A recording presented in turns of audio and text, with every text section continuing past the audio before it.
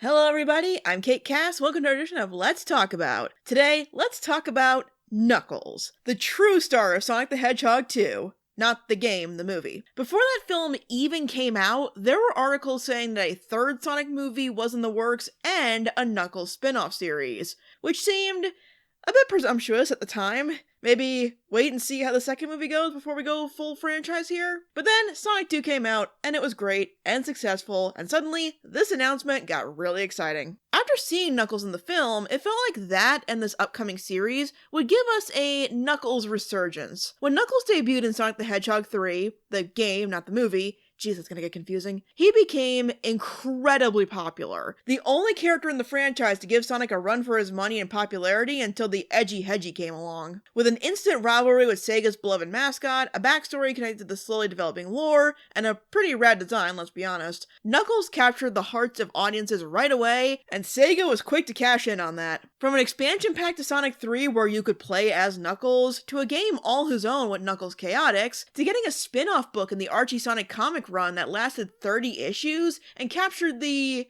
interesting imagination of the book's author at the time. But as I mentioned before, as the Sonic cast got bigger, Knuckles' role got smaller. As the storytelling got more complex and the universe expanded, Knuckles simply had more competition for best character, and he kept getting pushed to the side as just a part of Sonic's team. Even when the franchise pivoted to focus mostly on the main four, Knuckles didn't have much to contribute beyond being the meat-headed muscle. This series felt like a second chance for the Echidna, to recapture the spotlight he suddenly gained and slowly lost long ago, and after how well received his portrayal in Sonic Movie 2 was, it was practically guaranteed to be a success. Then, in April of 2024, the show dropped on Paramount+.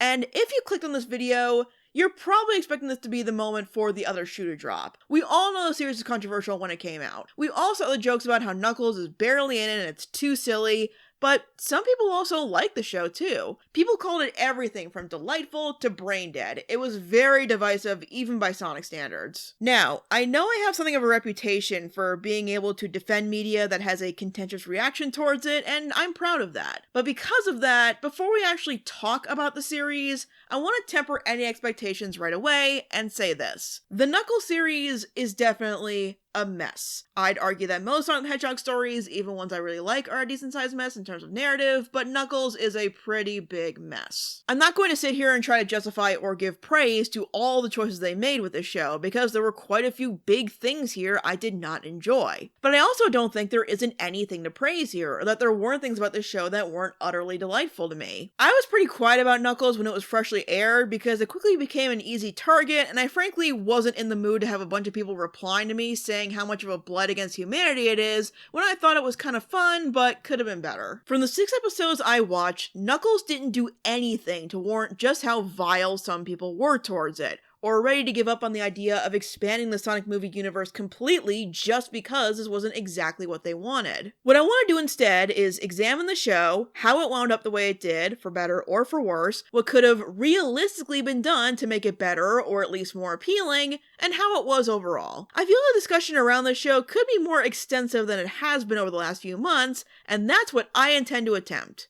Get it? Got it.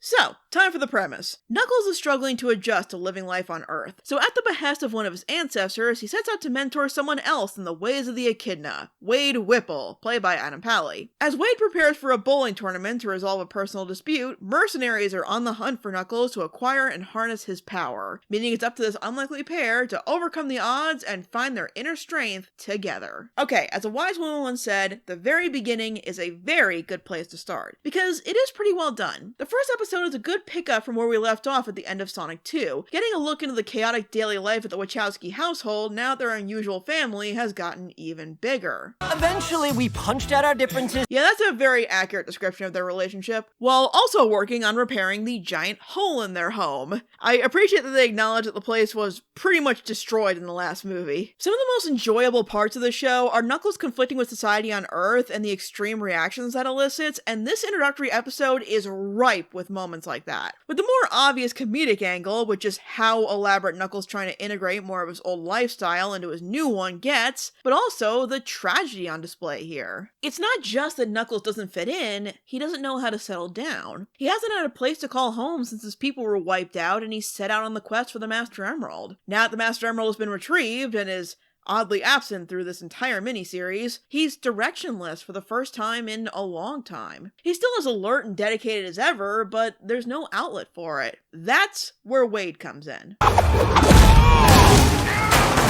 I don't know if you noticed, but I never mention Wade in my videos discussing the movies. That's mainly because he never left an impression on me. At least not one I felt was worth commenting on. He was around, he made unfunny jokes, he went on his way. I rolled my eyes 90% of the time he was on screen. Screen time he somehow never shares with his best friend and sheriff, but I've seen more intrusive comic relief in my time. So this show had a major task to accomplish. Make me think Wade is a worthwhile character. And it was about 70% successful, which is a passing grade. Most people think I'm just kind of a joke.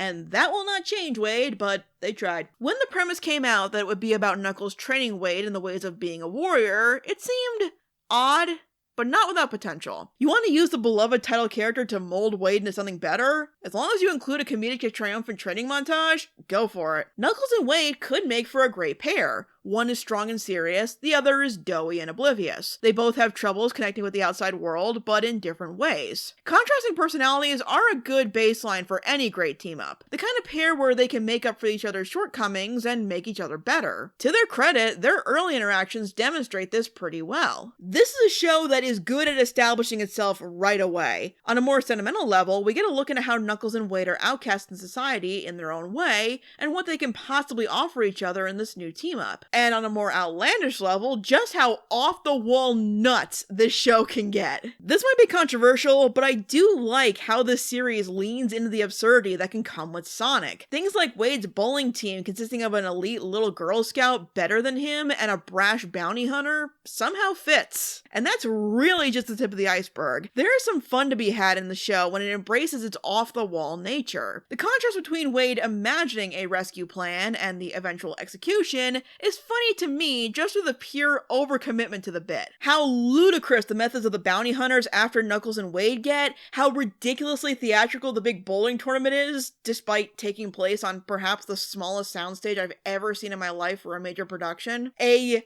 particular scene in episode 4 we'll talk about later. I admit it's insanely subjective, but there's delight in the consistency of the absurdity if you're willing to spin dash with it. But on the slightly more serious side, keeping our unlikely pair on their toes is not just their personal quest, but a pair of rogue gun agents, played by Ellie Taylor and Kid Cudi, hired by an antagonist known only as the Buyer, played by Rory McCann, to track down Knuckles and steal his power to fuel his black market weapons. Do I look like I need your power? What are you talking about? Of course we need his power.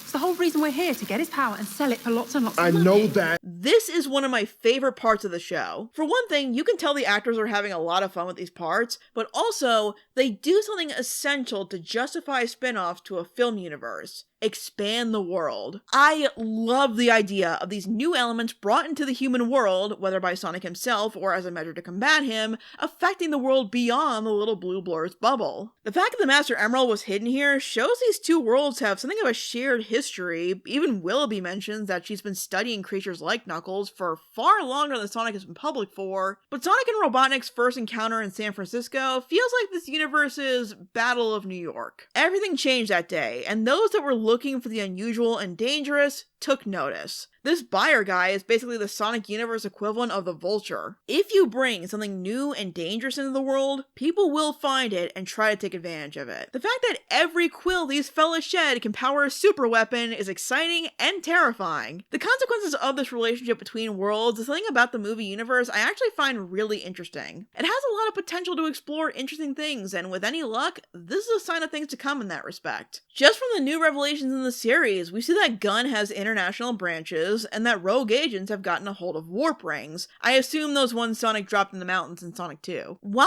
this show doesn't go as far with all this as it could have, not helped by the fact that the agents disappear between episodes 2 and 5, the fact that it's touched on as much as it is shows me that they are putting thought into the world they inhabit, which is more than most adaptations like this can say. As usual, there are also some fun small callbacks to the Sonic universe. Not as many as the movies, but still some noteworthy ones. The most exciting one was probably the inclusion of the leader of Knuckles' tribe, the spirit of Pachacamac, played by Christopher Lloyd, which is just amazing casting. His inclusion is kind of unusual. Knuckles being guided by the spirit of an old Echidna leader is a go-to story device in this franchise, so it was cool to see it here, but Mach here has more of what I like to call get off my lawn energy. He's tired and perplexed and has no tolerance for the young ones he's supposed to be guiding. Some might say he lost some of his dignity on this show, which he did, but considering the original Pachacamac was responsible for abusing the powers they were meant to protect, unleashing the power of chaos, and wiping out his entire tribe in the process, yeah, I think I prefer Bowling Shirt Guy. I do wish he was in the show more, but he was a cool addition. Then there's Knuckles' training course, which is reminiscent of classic Sonic levels, right down to the goal sign, and some of Knuckles' well-known, but not often highlighted traits. His love for grapes, which translates to a love for wine.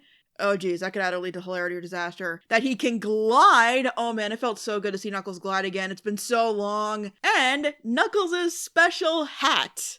Look at him, he looks so good. Okay, quick tangent, because I saw when people were freaking out about the hat being featured in the series, a lot of non-Sonic fans were kind of confused. So, Knuckles in the studded cowboy hat comes from the 1996 Sonic the Hedgehog OVA. I assume to make him look more like a treasure hunter, it's very Indiana Jones, and people loved it.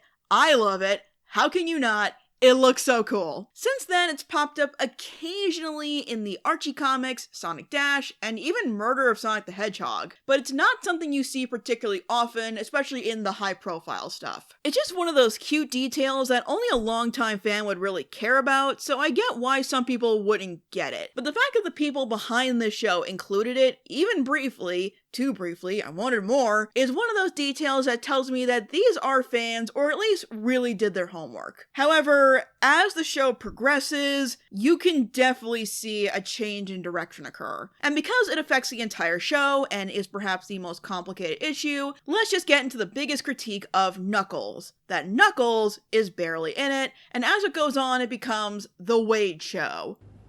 I'm Knuckles?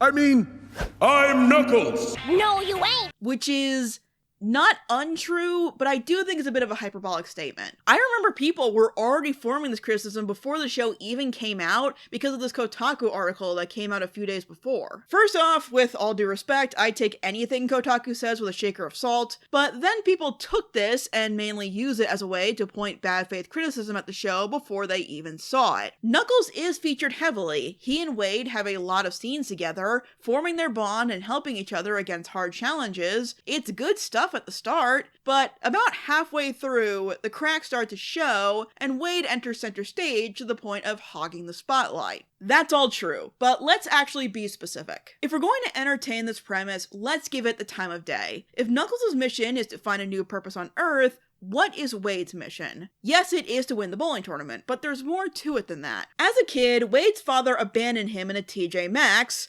which they bring up a lot, in perhaps this franchise's most perplexing instance of product placement, and it's left a scar ever since. Winning this tournament will prove that he didn't deserve that treatment, and he was still able to grow into a strong person. We find out later that his dad is also competing, and this to Wade is the perfect chance to confront him. Wade is implied to be very distant from his remaining family, moving far away in an attempt to make something of himself and barely succeeding. This is how he first connects with Knuckles. While it's under very different circumstances, they were both abandoned by their fathers at a young age and left to navigate the world on their own. Knuckles found purpose searching for the Emerald to uphold the mission his father had failed, and Wade indulged in simple pleasures and attempts to be better than his father. I do like the detail that Knuckles respects Wade's goal the whole way. He shows slight disappointment that Wade isn't engaging in actual combat, but he sees how important this is to him, and the pride and respect he stands to gain if he succeeds. So he treats it with the same honor and grandiose he would any other quest. Knuckles and Wade's Wade's bonding moments do work. The connection they have makes Wade stronger and shows Knuckles the joy in the simpler things on Earth. Case in point, episode 3, the Shabbat dinner. When more people get on the hunt for Wade and Knuckles, Wade suggests they lay low at his mother's house,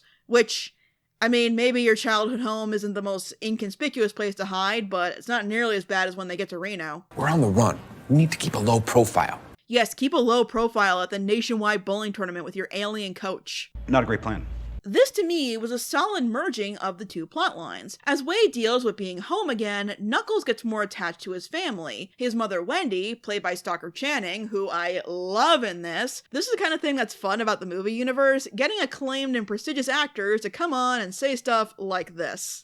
Did you know that Knuckles almost destroyed the entire planet and then ended up helping save it? Yeah, Mom, I was there. And his sister Wanda, played by Edie Patterson, who I cannot stand. The character, the actress is fine. Anyone who says Wade is the most annoying part of the show clearly didn't stick around long enough to meet Wanda. I do not believe this woman is with the FBI. In fact, I was waiting for that to be the joke, but it never came.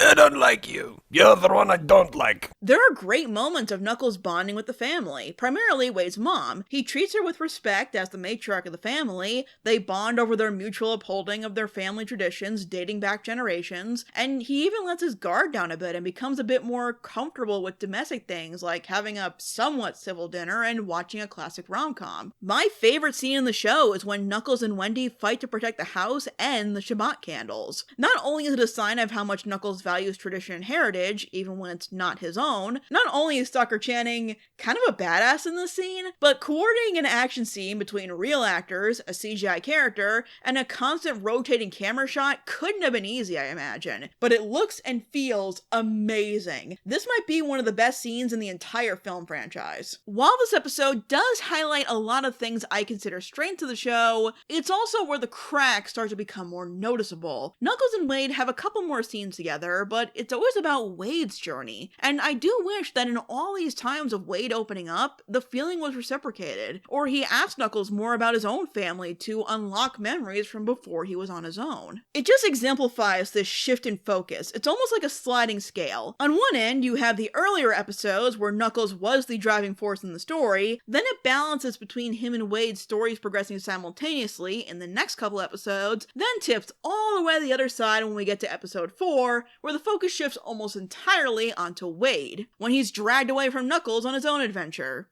Kind of sums up the rest of the show, unfortunately. And I think it's pretty obvious why this happened. It's pretty clear that Paramount wanted to emulate what Disney has been doing with their successful franchises and branch off into streaming. The dedication to maintain movie-level production quality, an aggressive promotional campaign, centering around side characters who don't get as much focus in the movies, the fact that it's 6 episodes long. I do believe their intentions were in the right place in terms of doing something more in the Sonic universe, but here's the problem. Any character that fans would want to see get a full miniseries, with one exception maybe, is a CGI animated creation. Something that, as far as I know, even Disney hasn't attempted to do yet, because animating your central character in movie-level quality likely takes more time and money than most series have. Having Wade in the supporting human cast does help this problem because you can have multiple scenes where Knuckles doesn't need to be inserted. At first, they do have savvy ways around this complication, like in episode 2, where Knuckles is captured, keeping him stationary and secluded, but keeping him as the central focus of the events,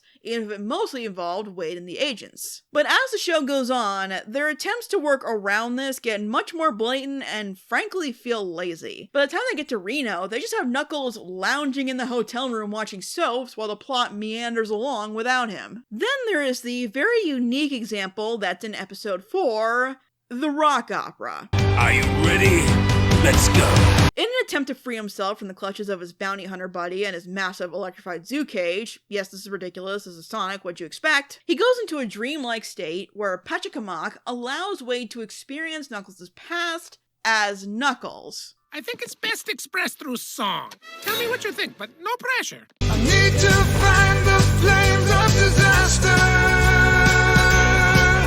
I think this sequence is the true deciding factor of how one feels about the Knuckles show. If you had fun with it, you probably had fun with the rest of the show. If you thought it was stupid, the rest of the show probably didn't convince you otherwise. It kind of encapsulates the overall tone of the show and whether or not a viewer will find this direction appealing. My first time watching this, I was too busy dying laughing to really absorb what they were trying to convey with this scene, but once I saw it again and could breathe the whole time, this might be the most creative workaround they have. It has a low budget feel, but a clear dedication to authenticity, getting across classic Sonic imagery. The production team had way too much fun with the theatrics of the scene, and while the focus is on Wade, it's mainly about Knuckles, his journey, his struggles, and his triumph in the face of those struggles. Wade has tried to master Knuckles' power by being strong, but here he sees that Knuckles isn't just physically strong, he's determined. This pantheon of strength he's been seeing all this time can be knocked down, but just because you've been beaten down doesn't mean you can't get back up and be stronger next time. I thought it was a great way for that understanding to come across, for Wade to literally walk in Knuckles' Lego shoes and see what he's been through and how he dealt with it. Unfortunately, it's the last major scene that centers on Knuckles' journey until the final battle, and it doesn't even get to involve him. Not even in the aftermath. He doesn't even get to claim the hat. Wade just gives it to him. So when people conjecture that Knuckles is barely in his own series, it is an exaggeration, but not inaccurate. His involvement gets progressively less significant as time passes, and it is increasingly frustrating to see Knuckles for a moment only to shoo him away again or stick him in another room watching TV. There are decent attempts of navigating around the issue in the beginning, but the rapidly transparent ways they try to work around not animating Knuckles get so much more insulting over time. You can practically hear the budget slowly dwindling throughout the runtime. You gonna rescue him? No. After the rock opera dream, the show focuses almost entirely on the bowling tournament, and Wade using it as an opportunity to confront his dad, Pete Whipple, played by Carrie Elways. Yes, really. I reiterate what I said about getting prestigious A-listers to do ridiculous antics. The conflict between Wade and his parents is decent family drama, I guess, but it's not what people came to the show for. Knuckles is supposed to be teaching Wade the ways of a warrior to compete on his battleground, and yet he's nowhere to be found when the battle begins. I'd be okay with the diversions if Knuckles was more well incorporated into it, even if he couldn't be present or on screen. So, let's actually play along here. Let's try to make this more balanced while being tactical. I know some people want the Knuckles solo series to be all about treasure hunting and finding Angel Island and meeting the Chaotix or Rouge, and while I would watch that, that was never going to be what this was. It just wasn't. For this discussion, I'm more interested in trying to find out if this could have worked while sticking to the show's premise and restrictions. Here are some potential ideas in order from least likely to most likely applicability. This one might seem a bit absurd, but when I first watched this and they said that Wade's dad had abandoned him and then this buyer guy comes along to capture and exploit his new friend, I was expecting the twist to be that the buyer was Wade's father. I think it would have merged the two plots together much better.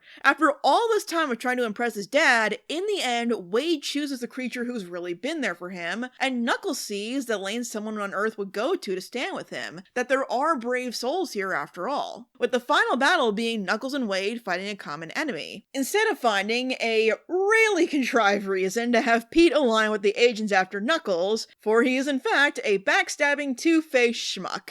What a twist. Oh, no, you don't, son. Or if we're going to keep Wade's father so far removed from the weapons developers, but want to find a reason for him to affect that plot, why not have Knuckles more involved in the tournament? I get that they can't animate him into every single crowd shot, so he can't be sitting there with Wade's family, but it drives me crazy that Knuckles is watching this whole thing from afar. You could have had him appear minimally, but still be there pumping Wade up. He should have been on the sidelines encouraging Wade, or giving him advice to take on the exertion of the tournament, Mickey Goldmill style. Maybe even make it so Willoughby and Mason wind up on his dad's team and they have to win to get close to Knuckles. If you're gonna have this absurd premise, go all in. If the bowling tournament is going to take up so much of the runtime, especially in the final episode, it would have been nice if it tied into the story of hunting down Knuckles. The agents could have overwhelmed Knuckles, tied his fate to who won the game, or maybe Wade would have to forfeit to help Knuckles out once the buyer makes his entrance. Realizing where the real fight is, that he doesn't have to prove himself to someone who doesn't matter, and prioritize being there for someone he actually cares about. But instead, Knuckles' interference occurs conveniently as the match ends and Wade wins. In the last 10 minutes of the final episode, where they suddenly remembered the plot the show started with and rushed to wrap it up. I went over all this because I want to make it clear that I'm not opposed to Wade being involved here. I am not opposed to this little road trip to a goofy competition. I am not opposed to them dragging Wade's entire family into this. I just wish the journeys of Knuckles the Echidna and Wade Whipple worked better together when all was said and done. Because there are ways this could have worked to feel at least more satisfying by the time we reach the fight against the buyer in this thing. Wow, this guy went from the vulture to the rhino. I crushed so I killed you.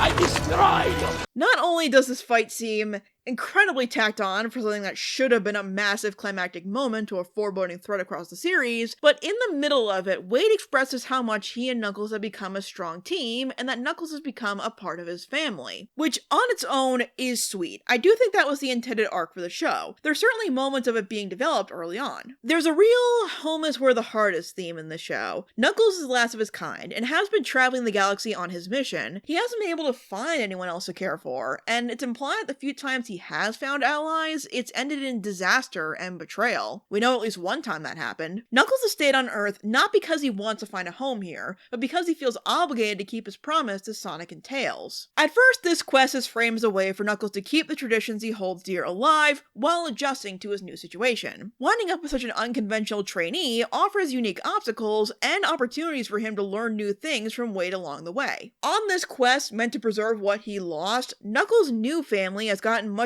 bigger and warmer than he could have imagined, and thus, he now has more to fight for, and people to fight with who he can trust. A good example of this is when the agents threaten Wade to turn Knuckles in. At first, it looks like he is going to do it to protect his mom and sister, but from Knuckles' point of view, all he'd see is another betrayal from someone who he thought he could collaborate with mutually, just like what happened with Robotnik. But instead, it's an amazing bait and switch thanks to their newly formed teamwork. You messed with the wrong warrior. Big mistake. Huge.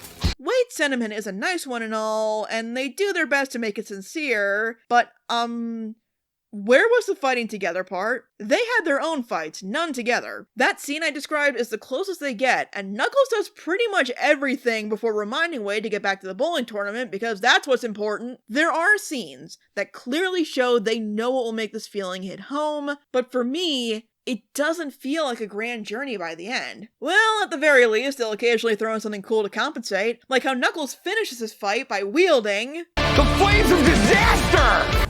What's a meme lord?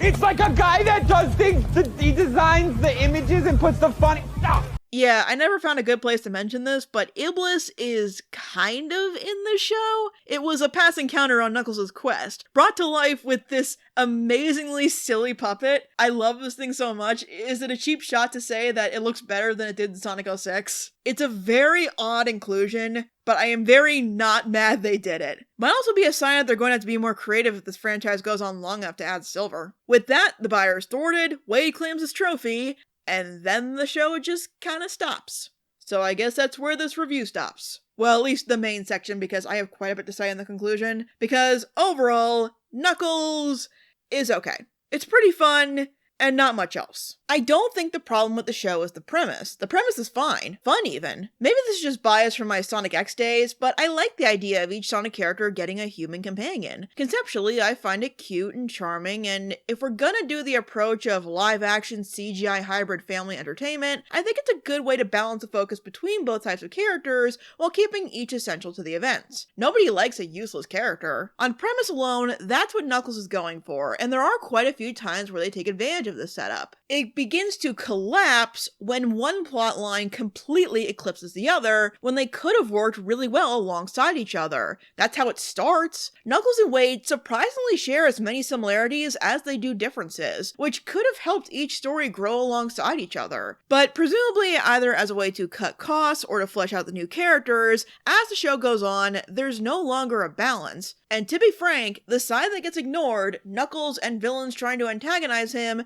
is what people are here to see. And there was no proper training montage. That's all I wanted from this series. I wanted comedic obstacles with Knuckles and Wade that people could use to make I'll make a man out of you AMVs. Was that too much to ask? But there is still quite a bit to enjoy. The performances are pretty great. While the humor is hit and miss, when it hits, it's laugh out loud funny. Getting swept up in the insanity is pretty fun at points. And while the action scenes are few and far between, when they do occur, they're downright impressive. That's where dedication to maintain movie quality is in full form, and it's very cool once we get there. The problem is not that Wade is here. The problem is how he's utilized. But in order for the show to work, someone was going to have to help show Knuckles the ways of life on Earth. And even in his own show, Knuckles was going to need backup. Even when Knuckles was at the height of his popularity, he never had a solo adventure. His first time getting his name on the box was in Sonic and Knuckles. For Knuckles Chaotix, they had to create a dedicated supporting cast to help Knuckles carry the game. In Knuckles' solo book for Archie, Knuckles was indeed the protagonist, but was also front-loaded with a wide array of other Echidna characters, an ever-increasing pit of overly complicated lore, and Pender's weird fantasy-driven pseudo-politics. Every star needs some co-stars, and if the time comes we ever see these warriors charge into battle again, maybe they'll be a more balanced team than they were here. Because even after my generally meh reaction towards the show, I would be interested in seeing some future adventures. It's a rough watch at times, especially near the end, but there is some value in it. There's definitely a good amount to criticize about the show, but my god, the vitriol that was thrown at Knuckles and anyone who dared find any bit of it appealing was just ridiculous. This was rough even by this fandom standards, and that is really freaking saying something. The final straw for me was when I saw multiple people express delight at seeing Wade's family was Jewish and the sincerity therein, only to be bombarded with hate comments claiming that by being happy about this depiction, they are endorsing Zionist propaganda. I don't even know how to respond to this. Like, for God's sakes, I understand that the studio involved with this has a messy history with the conflict this is in reference to, and people are projecting, but the simple inclusion of depicting a Jewish American family does not, in any way, shape, or form, endorse the current real-world atrocities that this is in reference to. Please do not confuse holding a nation accountable for their horrendous actions with straight-up anti-Semitism. To be clear, I don't mind people not liking the show. There's a lot about it I don't like. I didn't expect to talk about it for this long. I just think it's worth distinguishing between being reasonably critical and being hyperbolic for internet cred, or being holier-than-thou hateful towards something that is ultimately harmless. Maybe someone can just enjoy something you didn't and have a different reaction than you without needing to claim that they are... Christ, do I even need to justify this argument again by saying the word? But thankfully, the waters seem to be muddied a little less over the last few months. As much as I claimed that I wanted to be more balanced than most reactions I'd seen when the show came out, recently there have been several more cool-headed, balanced looks at the series as a whole, even from people who didn't like it, which has been incredibly refreshing after having to endure the initial reactions. From my point of view, I think they just bit off more than they could chew. Despite how successful the Sonic movie franchise has been, it's clear Paramount didn't have Disney-level resources to maintain Knuckles to be everything it could have been. And instead we're left with something that exacerbates a lot of the more common complaints around the Sonic movie universe without giving its fans much to counter with. There's an idea that's touched on in the Knuckles series occasionally about how sometimes victory is being able to walk away from the battle with your head held high, even if you didn't win. And whether you hated Knuckles but made it through the whole thing, or liked it and made it through the harsher criticism, I think that's something anyone who went on this quest with Wade and Knuckles can claim as a victory of their own. Besides, most people have moved on to singing Sonic 3's praises, but that's a subject for another time. It has nothing to do with this show. There was a visit by an extraterrestrial in the 1974 tourney, but I don't think he was red. 1974? But that was 50... Oh my god. Thanks for watching, everyone. Definitely let me know what you thought of Knuckles in the comments below. That's why the series is called Let's Talk About. I want to give a very special thanks to my patrons who help support my content, including Jinx Productions and Wait in the Wings. If you'd like to join these fine people in supporting my content while getting cool exclusive perks, you can check out my Patreon page at the link in the description, as well as my other social media if you'd like to check out any of those. Thank you so much again for watching, and I will see you guys next time.